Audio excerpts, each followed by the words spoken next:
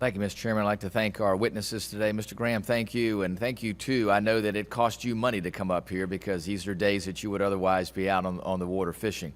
Let me ask a couple of different things. I think you really illustrate the picture perfectly for what it means for our recreational fisheries that rely on clients to charter their boats to go out and fish. And as you said, the Middle Atlantic, as well as other places like Florida and others, have an incredibly robust recreational fishery as it relates to the charter business.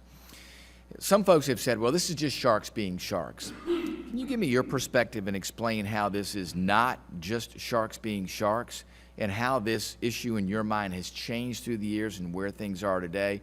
I know, too, you've spoken to me about a number of things that you've tried to try to overcome this shark depredation, different technologies, different practices, and what those are, if they've been successful and you've been able to mitigate how these sharks are aggressively working to take every bit of the tuna that you catch?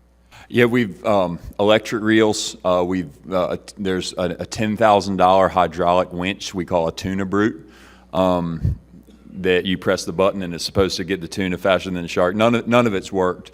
When I first started out, we sat on the back of the boat when we hooked a bunch of tuna and we made fun of the guy who was getting his butt kicked by that big, strong fish. It's no fun anymore. Like I said, 1 in 10 tunas, maybe you'll get to the boat. And so, yeah, it's just been, like I said, it's been each year gets progressively worse.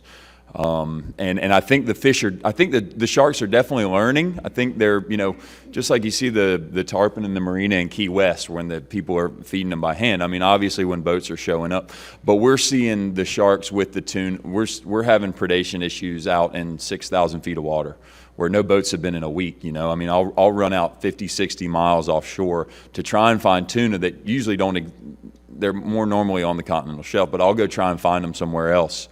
And when I finally do find them, when I burn the extra fuel and spend the extra money, they still get eaten. So it's really become just an unbelievable biomass an inescapable biomass. I want to ask you, too, you heard me ask a question earlier of the witness from the National Marine Fisheries Service about shark stock assessments, and she didn't have any idea about what the stock assessment showed in the past or when ones were going to be going forward. Pretty amazing since Magnuson-Stevens requires the agency to do those things. So maybe she ought to read Magnuson-Stevens. But give me your perspective. I know that you know a lot more about it than our witness from National Marine Fisheries Service. I was at a meeting with the head of HMS from NOAA a couple nights ago with a couple of the actual commercial fishermen who do the stock assessments or have done them in the past. There's no money in it for them anymore. And so the problem is these are commercial fishermen who just can't afford to go fishing every day for free. So they can't make any money off the sharks that they're studying, and so there's no one volunteering to do these studies anymore. And as far as what you were at, I think you asked something about the mortality rate of young, just a bit of research and the scientists that I discussed talking to in here. The mortality rate for sharks that give live birth to their young is generally accepted as much lower as fish eggs and whatnot because, I mean, they literally come out of the shark swimming and ready to eat my tuna.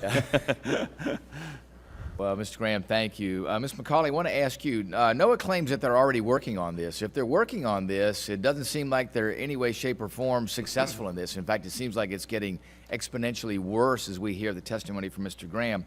Do you think that there's enough already being done to figure out what's really at the root of this and why things are so far out of balance now and what NOAA is not doing in relationship to making sure that species are sustainable? And it kind of goes back to some testimony we heard earlier about red snapper. I mean, they're looking at mortality, based upon releases. This is mortality on tuna populations based on essentially impact from sharks.